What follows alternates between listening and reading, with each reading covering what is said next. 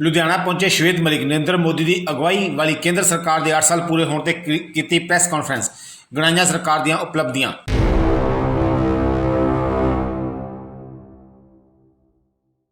ਪ੍ਰਧਾਨ ਮੰਤਰੀ ਨਰਿੰਦਰ ਮੋਦੀ ਦੀ ਅਗਵਾਈ ਵਾਲੀ ਕੇਂਦਰ ਸਰਕਾਰ ਦੇ 8 ਸਾਲ ਪੂਰੇ ਹੋਣ ਦੇ ਉਪਲਕਸ਼ ਵਿੱਚ ਬੀਜੇਪੀ ਪ੍ਰੈਸ ਕਾਨਫਰੰਸ ਕਰਕੇ ਕੇਂਦਰ ਸਰਕਾਰ ਦੀਆਂ ਉਪਲਬਧੀਆਂ ਗਣਾਈਆਂ ਜਾ ਰਹੀਆਂ ਹਨ, ਜਿਸ ਦੇ ਤਹਿਤ ਬੀਜੇਪੀ ਦੇ ਸੀਨੀਅਰ ਆਗੂ ਸ਼ਵੇਤ ਮਲਿਕ ਵੱਲੋਂ ਲੁਧਿਆਣਾ ਸਰਕਟ ਹਾਊਸ ਵਿਖੇ ਪ੍ਰੈਸ ਕਾਨਫਰੰਸ ਕਰਕੇ ਕੇਂਦਰ ਸਰਕਾਰ ਦੀਆਂ ਉਪਲਬਧੀਆਂ ਗਣਾਈਆਂ।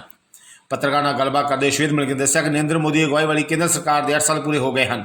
ਉਹਨਾਂ ਨੇ ਕਿਹਾ ਕਿ 8 ਸਾਲ ਦੌਰਾਨ ਕੇਂਦਰ ਸਰਕਾਰ ਵੱਲੋਂ ਜਨਹਿਤ ਵਿੱਚ ਕਈ ਫੈਸਲੇ ਲਏ ਗਏ ਹਨ ਅਤੇ ਸਮਾਜ ਦੇ ਹਰ ਆਖਰੀ ਵਿਅਕਤੀ ਤੱਕ ਸਰਕਾਰੀ ਯੋਜਨਾਵਾਂ ਨੂੰ ਪਹੁੰਚਾਉਣ ਲਈ ਯਤਨ ਕੀਤੇ ਗਏ ਹਨ। ਉਹਨਾਂ ਦੇ ਉਦਾਹਰਨ ਦੇ ਤੌਰ 'ਤੇ ਦੱਸਦੇ ਹੋਏ ਕਿਹਾ ਕਿ ਜਿਵੇਂ ਕਿ ਆਯੁਸ਼ਮਾਨ ਭਾਰਤ ਯੋਜਨਾ, ਜਿਸ ਰਾਹੀਂ ਹਰ ਵਿਅਕਤੀ ਨੂੰ 5 ਲੱਖ ਤੱਕ ਦਾ ਮੁਫਤ ਇਲਾਜ ਮੁਹੱਈਆ ਕਰਵਾਇਆ ਜਾਂਦਾ ਹੈ। ਆਵਾਸ ਯੋਜਨਾ ਦੇ ਤਹਿਤ ਹਰ ਬੇਘਰ ਨੂੰ ਘਰ ਦੇਣ ਦੇ ਯਤਨ ਕੀਤੇ ਗਏ ਹਨ। ਉਜਵਲਾ ਯੋਜਨਾ ਦੇ ਅੰਤਰਗਤ ਹਰ ਗਰੀਬ LPG ਕਨੈਕਸ਼ਨ ਮੁਹੱਈਆ ਕਰਵਾਇਆ ਗਿਆ ਹੈ। ਇਸ ਦੌਰਾਨ ਉਹਨਾਂ ਨੇ ਜਿੱਥੇ ਕਾਂਗਰਸ ਤੇ ਜੰਮ ਕੇ ਨਿਸ਼ਾਨਾ ਸਾਧਿਆ, ਉੱਥੇ ਹੀ ਪੰਜਾਬ ਦੀ ਆਮ ਆਦਮੀ ਪਾਰਟੀ ਵਾਲੀ ਸਰਕਾਰ ਦੇ ਕੰਮਕਾਜ ਦੇ ਤਰੀਕੇ ਉੱਤੇ ਵੀ ਕਈ ਸਵਾਲ ਚੁੱਕੇ। ਫਾਈਨ ਨਿਊਜ਼ ਲੁਧਿਆਣਾ ਤੋਂ ਵਿਪਨ ਕੁਮਾਰ ਦੀ ਰਿਪੋर्ट। यशस्वी नेता जो कि गुजरात के 4 बार मुख्यमंत्री रहे, श्री नरेंद्र मोदी जी उन्होंने देश की बागडोर सौंपण का फैसला किया। उन्होंने भारतीय जनता पार्टी वालों प्रोजेक्ट किया और देश ने भी उन्होंने पूरा विश्वास करते हुए दशकों तो बाद एक पूर्ण बहुमत की सरकार जी है वो साडे देश दे विच बनी और प्रधानमंत्री मोदी जी देश दे विच अपने उस दायित्व के उत्ते स्थापित होए और वो एक ऐसे प्रधानमंत्री बने जिन्होंने पहले दिन ही एक विलक्षण गल की कि जो लोक सभा दे विच एंटर हो रहे थे तो उन्होंने मत्था टेक के वचन दिता, ये देश नहीं झुकने दूंगा, ये देश नहीं मिटने दूंगा और ना भ्रष्टाचार करूँगा ना भ्रष्टाचार करने दूंगा। सो ये वादा करके, क्योंकि मैं तो डिटेल सारी देती है, डिटेल के विच नहीं, मैं तो मुद्दों के उत्ते आवागा, डिटेल तुसी सारी इतों पढ़ सकते हो जो उन्होंने उपलब्धियाँ किताबां लिखिया गई उपलब्धियां के उत्ते।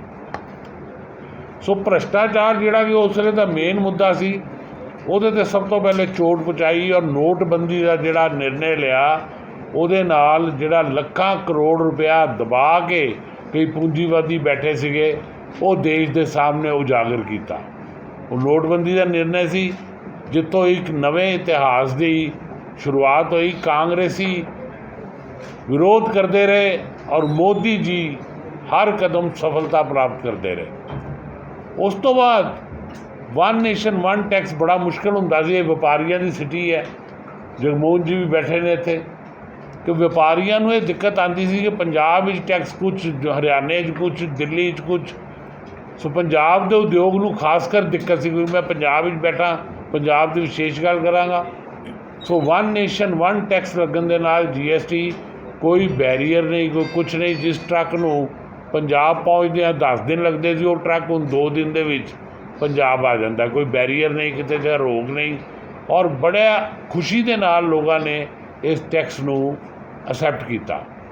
तीसरा भ्रष्टाचार से चोट की बेनामी प्रॉपर्टी, जिहड़े कि कुछ राजनेता भी सीगे, व्यापारी भी सीगे, हर वर्ग के लोग सीगे जिहड़े कि बेनामी प्रॉपर्टियां बना लैंदे सी और उहदे विच लालू प्रसाद यादव तुहानूं पता है जेल विच भी ने, ते ओह बेनामी प्रॉपर्टियां जिहड़ियां हैगियां ने उहनां नूं उजागर करन लई एक्ट बनाया कि जे प्रॉपर्टी बेनामी होएगी तो उसदी मालक सरकार होएगी।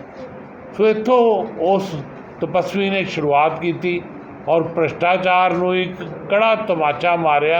और सब तो वड्डी उपलब्धि ये है कि अस भारतीय जनता पार्टी देश की सब तो वड्डी पार्टी है, सब तो वध सांसद ने, सब तो वध विधायक ने, सब तो वध मेयर ने, सब तो वध सरपंच ने, सब तो वध पंच ने और भ्रष्टाचार का कोई आरोप नहीं। एक किड्डी वड्डी उपलब्धि है अपने आप में, ये मैं तुहाडे नाल डिस्कस कर रहा।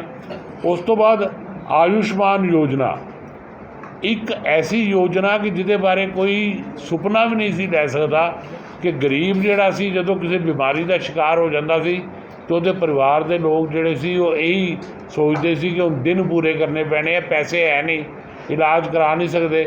सब तो वड्डी हैल्थ योजना जे कोई आई दुनिया आई तो ओबामा की सी, वो 10 करोड़ लोगों को कवर किया सी, ओबामा हैल्थ केयर ਉਹਨੂੰ ਯੋਜਨਾ ਦਾ ਨਾਂ ਸੀ। ਔਰ ਉਸ ਤੋਂ ਵੀ ਵੱਡੀ ਜਿਹੜੀ ਯੋਜਨਾ ਦਿੱਤੀ ਉਹ ਮੋਦੀ ਜੀ ਨੇ ਦਿੱਤੀ, 50 ਕਰੋੜ ਲੋਕਾਂ ਨੂੰ ਦੇਸ਼ ਦੇ ਕਵਰ ਦਿੱਤਾ। 5 ਲੱਖ ਰੁਪਏ ਦਾ ਆਯੁਸ਼ਮਾਨ ਦਾ ਯੋਜਨਾ ਦਾ 3.2 ਕਰੋੜ ਲੋਕ ਉਹਦਾ ਲਾਭ ਲੈ ਚੁੱਕੇ ਨੇ ਹੁਣ ਤੱਕ। ਇਹ ਫੈਕਟ ਔਰ ਫਿਗਰ ਜਿਹੜੇ ਨੇ ਉਹ ਬੋਲ ਰਹੇ ਨੇ। ਉਸ ਤੋਂ ਬਾਅਦ ਗਰੀਬ ਕਲਿਆਣ ਯੋਜਨਾ, ਸਾਡੇ 'ਤੇ ਕੋਵਿਡ ਦੇ ਬੜਾ ਵੱਡਾ ਕਰੋਨਾ ਦਾ ਹਮਲਾ ਹੋਇਆ। ਸਾਨੂੰ ਪਤਾ ਹੈ ਕਿ ਅਸੀਂ ਉਹ ਕਰੋਨਾ ਦੇ ਹਮਲੇ ਵੇਲੇ ਜਿੰਨੀ ਦੂਰਦਰਸ਼ਤਾ ਦੇ ਨਾਲ ਮੋਦੀ ਜੀ ਨੇ ਉਸ ਕਰੋਨਾ ਨੂੰ ਪਛਾੜਿਆ, ਚਾਹੇ ਉਹ ਵੈਕਸੀਨੇਸ਼ਨ ਹੋਏ, ਚਾਹੇ ਉਹ ਲੋਕਾਂ ਨੂੰ ਰਾਸ਼ਨ ਦੇਣ ਦਾ ਕੰਮ ਹੋਏ। 88 ਕਰੋੜ ਲੋਕਾਂ ਨੂੰ ਰਾਸ਼ਨ ਨਿਰੰਤਰ ਦਿੱਤਾ ਜਾ ਰਿਹਾ ਹੈ। ਇਹ ਕੋਈ ਛੋਟੀ ਗੱਲ ਨਹੀਂ ਹੈ। 5 ਕਿਲੋ ਕਣਕ ਜਾਂ ਚਾਵਲ ਔਰ 1 ਕਿਲੋ ਦਾਲ ਜਿਹੜੀ ਹੈ ਨਿਰੰਤਰ 88 ਕਰੋੜ ਲੋਕ ਜਿਹੜੇ ਨੇ ਉਹਨਾਂ ਨੂੰ ਮਿਲ ਰਹੀ ਹੈ। ਉਸ ਤੋਂ ਬਾਅਦ ਆਵਾਸ ਯੋਜਨਾ, ਕਿ ਗਰੀਬਾਂ ਕੋਲ ਆਵਾਸ ਨਹੀਂ ਸੀ, ਸੋ ਉਹਨਾਂ ਨੂੰ ਛੱਤ ਦੇਣ ਦੇ ਲਈ 1.22 ਕਰੋੜ ਆਵਾਸ, ਇਹ ਕੋਈ ਛੋਟੀ ਗੱਲ ਨਹੀਂ, ਬੜੀ ਵੱਡੀ ਫਿਗਰ ਹੈ। 1.22 ਕਰੋੜ ਆਵਾਸ ਜਿਹੜੇ ਨੇ ਉਹ ਹੁਣ ਤੱਕ ਬਣ ਚੁੱਕੇ ਨੇ। ਉਸ ਤੋਂ ਬਾਅਦ ਸ਼ੌਚਾਲੇ, ਬੜਾ ਦੁੱਖ ਹੁੰਦਾ ਸੀ ਕਿ ਜਿਸ ਵੇਲੇ ਮਾਤਾਵਾਂ ਭੈਣਾਂ ਨੂੰ ਖੁੱਲ੍ਹੇਆਮ ਸ਼ੌਚ ਲਈ ਜਾਣਾ ਪੈਂਦਾ ਸੀ, ਉਹ ਸਾਡੇ ਸਭ ਦੇ ਲਈ ਬੜੀ ਸ਼ਰਮ ਦੀ ਗੱਲ ਸੀ। ਦੇਸ਼ ਦੇ ਲਈ ਵੀ, ਦੇਸ਼ ਦਾ ਸਿਰ ਝੁਕ ਜਾਂਦਾ ਸੀ ਜਿਸ ਵੇਲੇ ਕੋਈ ਵਿਦੇਸ਼ਾਂ 'ਚੋਂ ਆਉਂਦਾ ਸੀ। ਸੋ ਉਹਦੇ ਲਈ ਅੱਜ 11.22 ਕਰੋੜ ਸ਼ੌਚਾਲੇ ਜਿਹੜੇ ਨੇ ਉਹ ਬਣ ਚੁੱਕੇ ਨੇ। ਇਸ ਤੋਂ ਬਾਅਦ ਇੱਕ ਯੋਜਨਾ ਜਿਹੜੀ ਹੁਣ ਸ਼ੁਰੂ ਕੀਤੀ 3 ਸਾਲ ਪਹਿਲੇ, ਘਰ ਘਰ ਨਲ, ਕਿ ਹਰ ਘਰ ਦੇ ਵਿੱਚ ਸ਼ੁੱਧ ਪਾਣੀ ਦੇਣਾ ਤਾਂ ਕਿ ਲੋਕ ਪਾਣੀ ਦੇ ਕਾਰਨ ਬਿਮਾਰੀਆਂ, ਗੰਦੇ ਪਾਣੀ ਦੇ ਕਾਰਨ ਬਿਮਾਰੀਆਂ ਦਾ ਸ਼ਿਕਾਰ ਨਾ ਹੋ ਜਾਣ। 3.2 ਕਰੋੜ ਘਰਾਂ 'ਚ 3 ਸਾਲ ਦੇ ਵਿੱਚ ਜੋ ਨਲ ਹੈ, ਪਾਣੀ ਦਾ ਸ਼ੁੱਧ ਪਾਣੀ ਦਾ ਨਲ ਹੈ, ਉਹ ਪਹੁੰਚਾ ਦਿੱਤਾ ਗਿਆ ਹੈ।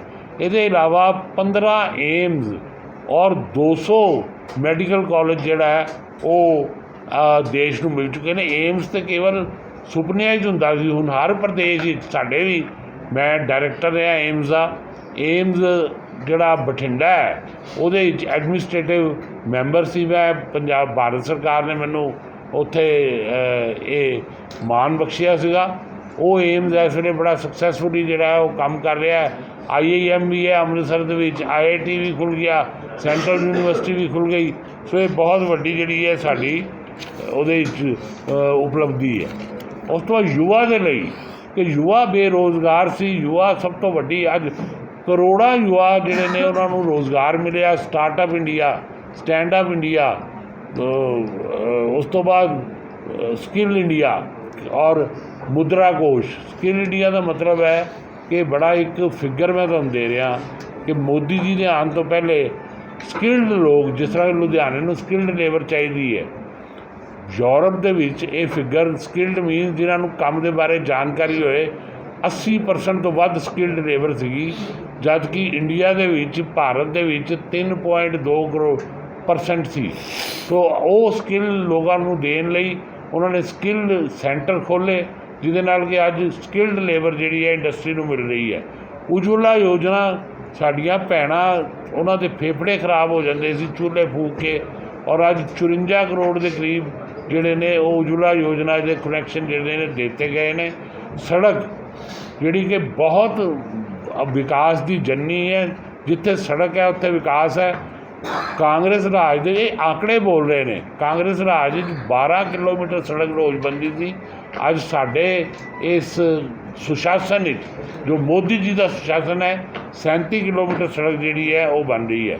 ਇਹਦੇ ਇਲਾਵਾ ਜੋ ਵੱਡੇ ਫੈਸਲੇ ਕੀਤੇ, ਫੈਸਲਿਆਂ ਦੀ ਸਰਕਾਰ ਜੋ ਕਾਂਗਰਸ ਨਹੀਂ ਕਰ ਸਕੀ, ਉਹਦੇ ਵਿੱਚ ਜੋ 370 ਧਾਰਾ ਨੇ ਜੰਮੂ ਕਸ਼ਮੀਰ ਦੇ ਵਿੱਚ 35A ਔਰ 370 ਧਾਰਾ ਨੇ ਜੰਮੂ ਕਸ਼ਮੀਰ ਪ੍ਰਿਤਕਤਾਵਾਦੀ ਔਰ ਆਤੰਕਵਾਦੀਆਂ ਨੂੰ ਸ਼ਹਿ ਮਿਲੀ, ਔਰ ਉਹ ਪੰਡਿਤ ਨਹਿਰੂ ਜੀ ਨੇ ਉਸ ਵੇਲੇ ਇਹ ਧਾਰਾ ਲਾ ਕੇ ਦੇਸ਼ ਦੇ ਨਾਲ ਇੱਕ ਬਹੁਤ ਵੱਡਾ, ਮੈਂ ਸਮਝਦਾ ਕਿ ਨੁਕਸਾਨ ਹੋ ਗਿਆ ਸਾਡਾ, ਕਿ ਲੱਖਾਂ ਜਾਨਾਂ ਜਿਹੜੀਆਂ ਨੇ ਕੁਰਬਾਨ ਹੋ ਗਈਆਂ ਆਤੰਕਵਾਦੀਆਂ ਦੇ ਹੱਥੋਂ, ਪਾਕਿਸਤਾਨ ਦੇ ਭੇਜੇ ISI ਦੇ ਏਜੰਟਾਂ ਦੇ ਹੱਥੋਂ। ਸੋ ਇਹ ਧਾਰਾ ਢਾਹ ਕੇ ਉਹਨਾਂ ਨੂੰ ਦੇਸ਼ ਦੇ ਨਾਲ ਜੋੜਿਆ। ਔਰ ਡਾਕਟਰ ਸ਼ਿਆਮਾ ਪ੍ਰਸਾਦ ਮੁਖਰਜੀ, ਜਿਨ੍ਹਾਂ ਨੇ ਆਪਣਾ ਜੀਵਨ ਇਹਦੇ ਲਈ ਸਮਰਪਿਤ ਕਰਤਾ ਸੀ ਕਿ ਮੈਂ ਅਲੱਗ ਸੰਵਿਧਾਨ, ਅਲੱਗ ਵਿਧਾਨ, ਅਲੱਗ ਪ੍ਰਧਾਨ ਨਹੀਂ ਮੰਨਾਂਗਾ, ਉਹਨਾਂ ਦਾ ਅੱਜ ਮੋਹਰ ਲੱਗੀ, ਉਹਨਾਂ ਦੀ ਸ਼ਹਾਦਤ ਨੂੰ ਇੱਕ ਸ਼ਰਧਾਂਜਲੀ ਦਿੱਤੀ ਤੇ ਉਹ ਨਰਿੰਦਰ ਮੋਦੀ ਜੀ ਔਰ ਅਮਿਤ ਸ਼ਾਹ ਜੀ ਨੇ ਦਿੱਤੀ। ਇਸ ਤੋਂ ਬਾਅਦ ਟ੍ਰਿਪਲ ਤਲਾਕ, ਜਿਹੜੀਆਂ ਮੁਸਲਿਮ ਮਹਿਲਾਵਾਂ ਸੀ, ਸਾਡੀਆਂ ਭੈਣਾਂ ਸੀ, ਉਹਨਾਂ ਨੂੰ ਬੜਾ ਵੱਡਾ ਸ਼ੋਸ਼ਣ ਜਿਹੜਾ ਸੀ ਉਹ ਟ੍ਰਿਪਲ ਤਲਾਕ ਵਿੱਚ ਜਿਹੜਾ ਫੇਸ ਕਰਨਾ ਪੈਂਦਾ ਸੀ। ਮੈਂ ਇਹ ਜਿਹੜੇ ਵੀ ਐਕਟ ਪਾਸ ਹੋਏ, ਮੈਂ ਉਸ ਵੇਲੇ ਸੰਸਦ ਵਿੱਚ ਸੀ, ਮੈਨੂੰ ਇਹ ਲਾਭ ਮਿਲਿਆ ਕਿ ਮੈਂ ਸੰਸਦ ਦੇ ਵਿੱਚ ਇਹ ਸਾਰਾ ਨਜ਼ਾਰਾ ਵੀ ਦੇਖਿਆ ਔਰ ਇਹਦੇ ਲਈ ਵੋਟ ਵੀ ਕੀਤਾ। ਟ੍ਰਿਪਲ ਤਲਾਕ ਦੀ ਉਹ ਜਿਹੜੀ ਇੱਕ ਸੋਸ਼ਲ ਈਵਲ ਸੀ ਉਹਨੂੰ ਖਤਮ ਕੀਤਾ।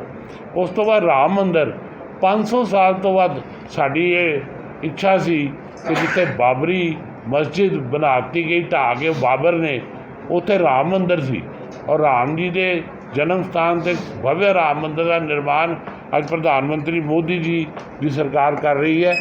ਇਸੇ ਤਰ੍ਹਾਂ ਪੰਜਾਬ ਦੇ ਵਿੱਚ ਮੋਦੀ ਜੀ ਦੀਆਂ ਉਪਲਬਧੀਆਂ ਦੀ ਝੜੀ ਲੱਗੀ ਹੈ। ਕੋਈ ਐਸਾ ਪ੍ਰਧਾਨ ਮੰਤਰੀ ਨਹੀਂ ਰਿਹਾ ਜਿਹਦੀਆਂ ਇੰਨੀਆਂ ਉਪਲਬਧੀਆਂ ਹੋਣ ਪੰਜਾਬ ਦੇ ਵਿੱਚ। ਸਭ ਤੋਂ ਪਹਿਲੇ 84 ਦੇ ਵਿੱਚ ਜਿਹੜੇ ਦੰਗੇ ਹੋਏ ਔਰ ਇੱਕ ਪੂਰਵ ਪ੍ਰਧਾਨ ਮੰਤਰੀ ਸ਼੍ਰੀ ਰਾਜੀਵ ਗਾਂਧੀ ਨੇ ਕਿਹਾ ਸੀ ਕਿ ਜਦੋਂ ਵੱਡਾ ਪੇੜ ਡਿੱਗਦਾ ਹੈ ਤੇ ਧਰਤੀ ਕੰਬਦੀ ਹੈ, ਉਹਦੇ ਵਿੱਚ ਨਿਰਦੋਸ਼ ਸਿੱਖਾਂ ਦੇ ਗਲੇ ਟਾਇਰ ਪਾ ਕੇ ਉਹਨਾਂ ਨੂੰ ਜਲਾ ਦਿੱਤਾ ਗਿਆ, ਉਹਨਾਂ ਨੂੰ ਸ਼ਹੀਦ ਕਰ ਦਿੱਤਾ ਗਿਆ। ਉਹਦਾ ਜਿਹੜਾ ਸਜ਼ਾ ਕਾਂਗਰਸੀ ਨੇਤਾਵਾਂ ਨੂੰ ਦਵਾਈ, ਉਹ ਮੋਦੀ ਜੀ ਨੇ ਦਵਾਈ। 5 ਲੱਖ ਰੁਪਏ ਦਾ ਮੁਆਵਜ਼ਾ ਵੀ ਦਿੱਤਾ। ਉਸ ਤੋਂ ਬਾਅਦ ਕਰਤਾਰਪੁਰ ਸਾਹਿਬ ਦਾ ਗਲਿਆਰਾ, ਜਿਹੜਾ ਕਿ ਕਰਤਾਰਪੁਰ ਸਾਹਿਬ ਦੇ ਦਰਸ਼ਨ ਦੀਦਾਰ ਲਈ, ਦਰਬਾਰ ਸਾਹਿਬ ਕਰਤਾਰਪੁਰ ਸਾਹਿਬ ਲਈ ਇਹ ਮੰਗ ਜਿਹੜੀ ਸੀ ਆਜ਼ਾਦੀ ਤੋਂ ਚੱਲੀ ਆ ਰਹੀ ਸੀ, ਸੋ ਉਹ ਮੰਗ ਨੂੰ ਪੂਰਾ ਕੀਤਾ ਤੇ ਮੋਦੀ ਸਾਹਿਬ ਨੇ ਪੂਰਾ ਕੀਤਾ। ਗੁਰੂ ਨਾਨਕ ਸਾਹਿਬ ਦੇ ਜੋ 550 ਸਾਲਾ ਜਨਮ ਦਿਹਾੜੇ ਸੀਗੇ, ਉਹਨਾਂ ਨੂੰ ਧੂਮ-ਧਾਮ ਨਾਲ ਮਨਾਇਆ। ਮੈਂ ਡਿਟੇਲ ਨਹੀਂ ਜਾਵਾਂਗਾ, ਅਸੀਂ ਸਾਰੇ ਸੁਣ ਚੁੱਕੇ ਹਾਂ ਕਿ ਉੱਥੇ ਸਮਾਰਟ ਸਿਟੀ ਬਣਾਇਆ ਗੋਇੰਦਵਾਲ ਸਾਹਿਬ ਨੂੰ ਔਰ ਪੂਰੀ ਤਰ੍ਹਾਂ ਦੇ ਨਾਲ ਇਹ ਗੁਰੂ ਨਾਨਕ ਦੇਵ ਜੀ ਨੂੰ ਸਮਰਪਿਤ ਰਹੇ ਔਰ ਉਹਨਾਂ ਦੀ ਜਿਹੜੀ ਆ ਬਾਣੀ ਸੀ ਉਹ ਸਾਰੀਆਂ ਦੁਨੀਆ ਦੀਆਂ ਲੈਂਗੁਏਜਿਸ ਦੇ ਵਿੱਚ ਟਰਾਂਸਲੇਟ ਕਰਵਾਈ। ਗੁਰੂ ਤੇਗ ਬਹਾਦਰ ਸਾਹਿਬ ਦੇ 400 ਸਾਲਾ ਦਿਹਾੜੇ ਬੜੇ ਧੂਮ-ਧਾਮ ਨਾਲ ਮਨਾਏ ਗਏ। ਇਸੇ ਤਰ੍ਹਾਂ ਲੰਗਰ ਤੋਂ ਜਿਹੜਾ ਦਰਬਾਰ ਸਾਹਿਬ ਦਾ ਲੰਗਰ ਔਰ ਹੋਰ ਧਾਰਮਿਕ ਸਥਾਨਾਂ ਦਾ ਲੰਗਰ ਦੀ GST ਤੋਂ ਮੁਕਤ ਕੀਤਾ ਗਿਆ ਔਰ ਦਰਬਾਰ ਸਾਹਿਬ ਔਰ ਹੋਰ ਧਾਰਮਿਕ ਸਥਾਨ ਜਿੱਥੇ ਕਿ ਲੋਕ ਬਾਹਰੋਂ ਆਪਣੀ ਸੇਵਾ ਕਰਨਾ ਚਾਹੁੰਦੇ ਸੀ, ਉਹਦੇ 'ਤੇ ਪਾਬੰਦੀ ਸੀ, ਉਹ ਪਾਬੰਦੀ ਜਿਹੜੀ ਹੈ ਉਹ ਦੂਰ ਕੀਤੀ ਗਈ। ਔਰ ਕਿਸਾਨਾਂ ਲਈ ਸਭ ਤੋਂ ਵੱਡਾ ਸਵਾਮੀਨਾਥਨ ਕਮਿਸ਼ਨ ਦੀ ਜਿਹੜੀ ਡਿਮਾਂਡ ਸੀ, ਜਿਹੜੀ ਉਹਨਾਂ ਦਾ ਵਰਡਿਕਟ ਸੀ ਕਿ ਮਿਨੀਮਮ ਸਪੋਰਟ ਪ੍ਰਾਈਸ, ਉਹ ਮਿਨੀਮਮ ਸਪੋਰਟ ਪ੍ਰਾਈਸ ਜਿਹੜੀ ਸੀ ਉਹ ਪੰਜਾਬ ਦੇ ਵਿੱਚ ਲਾਗੂ, ਦੇਸ਼ ਦੇ ਵਿੱਚ ਲਾਗੂ ਕੀਤੀ ਕਿ ਮਿਨੀਮਮ ਸਪੋਰਟ ਪ੍ਰਾਈਸ ਦੇ ਉੱਤੇ ਦੁੱਗਣਾ ਤਿਗਣਾ ਕਰਤਾ ਉਹਨੂੰ ਔਰ ਉਹ ਅੱਜ ਕਿਸਾਨਾਂ ਨੂੰ ਉਹਦਾ ਲਾਭ ਮਿਲ ਰਿਹਾ। ਸੋ ਇਹ ਉਪਲਬਧੀਆਂ ਸਾਰੀਆਂ ਜਿਹੜੀਆਂ ਸੀ ਔਰ ਅੱਜ ਤੁਸੀਂ ਦੇਖੋ ਪੰਜਾਬ ਰੋ ਰਿਹਾ ਹੈ ਤੇ ਪੰਜਾਬ ਦੇ ਵਿੱਚ ਲੋਕਾਂ ਨੇ ਜਿਹੜੀ ਸਰਕਾਰ ਬਣਾਈ ਹੈ, ਅੱਜ ਘਰ ਘਰ ਲੁੱਟਾਂ ਹੋ ਰਹੀਆਂ, ਕਤਲ ਹੋ ਰਹੇ ਨੇ, ਅੱਜ ਆਤੰਕਵਾਦ ਸਿਰ ਚੁੱਕ ਰਿਹਾ, ਅੱਜ ਬੰਬ ਵਿਸਫੋਟ ਹੋ ਰਹੇ ਨੇ। ਸਰਕਾਰ ਆਪਣੇ ਵਾਅਦਿਆਂ 'ਚ ਫੇਲ ਹੋਈ, ਨਾ ਤਾਂ ਬਿਜਲੀ ਸਸਤੀ ਹੋਈ, ਨਾ 1000 ਰੁਪਇਆ ਜਿਹੜਾ ਮਾਤਾਵਾਂ ਭੈਣਾਂ ਨੂੰ ਮਿਲਣਾ ਸੀ ਉਹ ਮਿਲਿਆ, ਨਾ ਕੋਈ ਹੋਰ ਮੰਗ ਪੂਰੀ ਹੋਈ ਔਰ ਲੋਕ ਠੱਗੇ ਮਹਿਸੂਸ ਕਰ ਰਹੇ ਨੇ। ਸੋ ਮੈਂ ਸਮਝਦਾ ਵਾਂ ਕਿ ਮੋਦੀ ਸਾਹਿਬ ਦੇ 8 ਸਾਲ ਬੇਮਿਸਾਲ ਬੇਮਿਸਾਲ ਬੇਮਿਸਾਲ। ਧੰਨਵਾਦ। ਸ਼ਵੇਤ ਜੀ, ਮੋਦੀ ਸਰਕਾਰ ਦੇ 8 ਸਾਲ ਬੇਮਿਸਾਲ ਰਹੇ, ਠੀਕ ਹੈ, ਪੰਜਾਬ ਵਾਸਤੇ ਵੀ ਦੇਸ਼ ਵਾਸਤੇ। ਜੀ ਲੇਕਿਨ ਕੀ ਗੱਲ ਹੈ ਕਿ ਉਹ ਬੇਮਿਸਾਲ ਜਿਹੜੇ 8 ਸਾਲ ਹੈ ਉਹਨਾਂ ਦਾ ਜਾਦੂ ਪੰਜਾਬ 'ਚ ਨਹੀਂ ਚੱਲਦਾ। ਪੰਜਾਬ 'ਚ ਐਸਾ ਨਹੀਂ ਕਿ ਇਹ ਡੈਮੋਕ੍ਰੈਟਿਕ ਸਿਸਟਮ ਹੈ। ਪੰਜਾਬ ਵਿੱਚ ਵੀ ਜਿਹੜੀ ਝੜੀ ਲੱਗ ਗਈ ਹੈ, ਹੁਣ ਤੁਸੀਂ ਤੁਹਾਡੇ ਸਾਹਮਣੇ ਹੀ ਹੈ ਕਿ ਹਰ ਪਾਰਟੀ ਦੇ ਨੇਤਾ ਜਿਹੜੇ ਕਿ ਪਾਰਟੀਆਂ ਤੋਂ ਰੁਸ਼ਟ ਹੋ ਚੁੱਕੇ ਨੇ, ਜਿਨ੍ਹਾਂ ਦਾ ਵਿਸ਼ਵਾਸ ਖਤਮ ਹੋ ਚੁੱਕਾ ਹੈ ਕਿ ਪਾਰਟੀਆਂ ਕਿਸੇ ਤਰ੍ਹਾਂ ਨਾਲ ਉਹਨਾਂ ਨੂੰ ਇੱਕ ਸੁਸ਼ਾਸਨ ਦੇ ਸਕਦੀਆਂ। ਭਾਰਤੀ ਜਨਤਾ ਪਾਰਟੀ ਦੇ ਵਿੱਚ ਆਉਣ ਲਈ ਝੜੀ ਲੱਗੀ ਹੋਈ ਹੈ ਲੋਕਾਂ ਦੀ। ਇਹ ਨਿਸ਼ਚਿਤ ਕਰਦਾ ਹੈ ਕਿ ਆਉਣ ਵਾਲੇ ਪੰਜਾਬ ਦਾ ਭਵਿੱਖ ਅੱਜ ਲਗਭਗ 17 ਪ੍ਰਦੇਸ਼ਾਂ ਦੇ ਵਿੱਚ ਭਾਰਤੀ ਜਨਤਾ ਪਾਰਟੀ ਦੀਆਂ ਸਰਕਾਰਾਂ ਨੇ 70% ਭੂ-ਭਾਗ ਜਿਹੜਾ ਹੈਗਾ ਉਹ ਭਾਰਤੀ ਜਨਤਾ ਪਾਰਟੀ ਸੇਵਾ ਕਰ ਰਹੀ ਹੈ। ਉੱਥੇ ਸ਼ਾਸਨ ਹੈ ਸਾਡਾ ਦੇਸ਼ ਦਾ 70% ਜਿਹੜਾ ਲੈਂਡ ਏਰੀਆ। ਸੋ ਉਸ ਦੇ ਨਾਲ ਹੀ ਇਹ ਸਟੈਪ ਬਾਈ ਸਟੈਪ ਚੱਲ ਰਿਹਾ ਹੈ। ਮੈਂ ਸਮਝਦਾ ਵਾਂ ਕਿ ਇਸ ਵੇਲੇ ਕੇਵਲ ਇੱਕੋ ਪਾਰਟੀ ਜਿਹੜੀ ਹੈ ਉਹਦੇ 'ਤੇ ਦੇਸ਼ ਨੂੰ ਵਿਸ਼ਵਾਸ ਹੈ ਤੇ ਉਹ ਭਾਰਤੀ ਜਨਤਾ ਪਾਰਟੀ। ਸ਼ਵੇਤ ਜੀ, ਆਪਣਾ ਕੁਝ ਹੋਰ ਬੰਦੇ ਵੀ ਅਪਰੋਚ ਕਰ ਰਹੇ ਨੇ ਕਾਂਗਰਸ ਦੇ? ਮੈਂ ਕਹਿੰਦਾ ਜੀ ਹਰ ਵਰਗ ਤੋਂ, ਕਾਂਗਰਸ ਹੀ ਤੁਸੀਂ ਨਾਂ ਨਹੀਂ ਲਿਆ, ਹਰ ਵਰਗ, ਚਾਹੇ ਵਪਾਰੀ ਵਰਗ ਹੋਏ, ਚਾਹੇ ਉਦਯੋਗਿਕ ਵਰਗ ਹੋਏ, ਚਾਹੇ ਪੋਲੀਟੀਕਲ ਪਾਰਟੀ ਹੋਣ, ਹਰ ਵਿਅਕਤੀ ਚਾਹੁੰਦਾ ਹੈ ਕਿ ਭਾਰਤੀ ਜਨਤਾ ਪਾਰਟੀ ਸੱਚੀ ਸੁੱਚੀ ਪਾਰਟੀ ਹੈ। ਭਾਰਤੀ ਜਨਤਾ ਪਾਰਟੀ ਰਾਸ਼ਟਰ ਭਗਤ ਪਾਰਟੀ ਹੈ। ਸੋ ਸੇਵਾ ਦਾ ਮਾਧਿਅਮ ਜਿਹੜਾ ਉਹ ਭਾਰਤੀ ਜਨਤਾ ਪਾਰਟੀ ਨੂੰ ਬਣਾਇਆ ਜਾਏ ਔਰ ਭਾਰਤੀ ਜਨਤਾ ਪਾਰਟੀ ਸ਼ਾਮਲ ਹੋ ਕੇ ਭਾਰਤੀ ਜਨਤਾ ਪਾਰਟੀ 'ਚ ਦੇਸ਼ ਦੀ ਸੇਵਾ ਕੀਤੀ ਜਾਏ। ਪੰਜਾਬ ਕਾਂਗਰਸ ਦੇ ਪ੍ਰਧਾਨ ਇੱਕ ਕਰਕੇ ਉਹ ਕਹਿ ਰਹੇ ਨੇ ਕਿ ਈਡੀ ਤੋਂ ਡਰਦੇ ਹੋਏ ਲੋਕ ਬੀਜੇਪੀ 'ਚ ਸ਼ਾਮਿਲ ਹੋਏ। ਨਹੀਂ ਚਲੋ ਖਿਸਿਆਨੀ ਬਿੱਲੀ ਖੰਭਾਂ ਨੋਚੇ, ਮੈਂ ਤਾਂ ਇਹੀ ਕਹਾਂਗਾ ਖਿਸਿਆਨੀ ਬਿੱਲੀ ਖੰਭਾਂ ਨੋਚੇ। ਲੋਕ ਉਹਨਾਂ ਦੇ ਆ ਰਹੇ ਨੇ, ਸਾਡੇ ਥੋੜ੍ਹਾ ਜਾ ਰਹੇ ਨੇ। ਕਿਹੜੀ ਈਡੀ? ਕੋਈ ਈਡੀ ਨਹੀਂ ਹੈ। ਇਹ ਉਹ ਆਪਣਾ ਮਨ ਬਦਲਿਆ, ਉਹਨਾਂ ਨੂੰ ਕਾਂਗਰਸ 'ਤੇ ਵਿਸ਼ਵਾਸ ਹੀ ਨਹੀਂ ਰਿਹਾ। ਕਾਂਗਰਸ ਪਰਿਵਾਰਵਾਦ ਦੀ ਪਾਰਟੀ ਰਹਿ ਗਈ ਹੈ। ਕਾਂਗਰਸ ਦਾ ਪ੍ਰਧਾਨ ਜਿਹੜੇ ਕਿ ਹੁਣ ਚਲੋ ਜੇਲ੍ਹ ਵਿੱਚ ਨੇ, ਉਹ ਆਪਣੀ ਪਾਰਟੀ ਨੂੰ ਕਹਿੰਦੇ ਰਹੇ ਕਿ ਝੂਠੀ ਪਾਰਟੀ ਹੈ। ਇਹ ਪਹਿਲੀ ਵਾਰੀ ਹੋਇਆ ਕਿ ਕਾਂਗਰਸ ਦਾ ਸਿਟਿੰਗ ਪ੍ਰੈਜ਼ੀਡੈਂਟ ਆਪਣੇ ਚੀਫ ਮਿਨਿਸਟਰ ਨੂੰ ਕਹਿ ਰਿਹਾ ਸੀ ਕਿ ਜੋ ਘੋਸ਼ਣਾਵਾਂ ਚੰਨੀ ਕਰ ਰਿਹਾ ਇਹ ਗਲਤ ਹੈਗੀ ਹੈ। ਸਰ ਸਾਧੂ ਸਿੰਘ ਧਰਮਸੋਤ ਦੇ ਉੱਤੇ ਅੱਜ ਉਹਨਾਂ ਦੀ ਗ੍ਰਿਫਤਾਰੀ ਹੋ ਗਈ ਹੈ।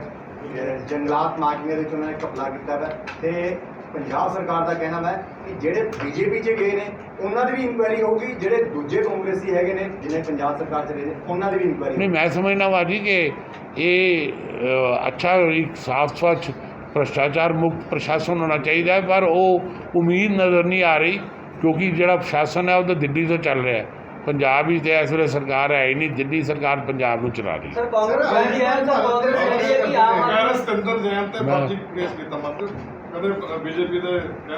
ਬਿਲਕੁਲ ਐਸੀ ਕੋਈ ਗੱਲ ਨਹੀਂ ਹੈਗੀ। ਇਹ ਇਕੱਲਾ ਸਤਿੰਦਰ ਜੈਨ ਨਹੀਂ ਹੈਗਾ, ਅੱਧਾ ਮੰਤਰੀ ਮੰਡਲ ਕੇਜਰੀਵਾਲ ਦਾ ਔਰ ਅੱਧੇ MLA ਜਿਹੜੇ ਨੇ ਉਹਨਾਂ 'ਤੇ ਜਿਹੜੇ ਗੰਭੀਰ ਅਪਰਾਧਾਂ ਦੇ ਕੇਸ ਚੱਲ ਰਹੇ ਨੇ, ਭ੍ਰਿਸ਼ਟਾਚਾਰ ਦੇ ਕੇਸ ਚੱਲ ਰਹੇ ਨੇ। ਇਕੱਲਾ ਸਤਿੰਦਰ ਜੈਨ ਨਹੀਂ, ਸਤਿੰਦਰ ਜੈਨ ਤੇ ਉਹ ਕੜੀ ਦੇ ਵਿੱਚ ਲੰਬੀ ਲਿਸਟ ਦੇ ਵਿੱਚ ਹੁਣ ਨਵਾਂ ਨਾਂ ਜੁੜਿਆ ਹੈ। ਨਹੀਂ, ਜਿਹੜਾ ਗਲਤ ਕਰੇਗਾ ਉਹਨੂੰ ਅੰਦਰ ਹੋਣਾ ਚਾਹੀਦਾ। ਭਾਰਤੀ ਜਨਤਾ ਪਾਰਟੀ ਦੀ ਤਾਂ ਸੋਚ ਹੈ, ਕਿਸੇ ਭਾਰਤੀ ਜਨਤਾ ਪਾਰਟੀ ਦੀ ਸੋਚ ਹੈ, ਕਿਸੇ ਵੀ ਪੋਲੀਟੀਕਲ ਪਾਰਟੀ ਹੋਏ, ਚਾਹੇ ਕੋਈ ਸਮਾਜਿਕ ਹੋਏ, ਚਾਹੇ ਕੋਈ ਧਾਰਮਿਕ ਹੋਏ, ਚਾਹੇ ਕੋਈ ਸੰਪਰਦਾਇਕ ਹੋਏ, ਕੋਈ ਹੋਏ, ਕੋਈ ਵਰਗ ਹੋਏ, ਜੇ ਕੋਈ ਗਲਤ ਕੰਮ ਕਰਦਾ ਹੈਗਾ ਤਾਂ ਉਹਨੂੰ ਸਜ਼ਾ ਮਿਲਣੀ ਚਾਹੀਦੀ।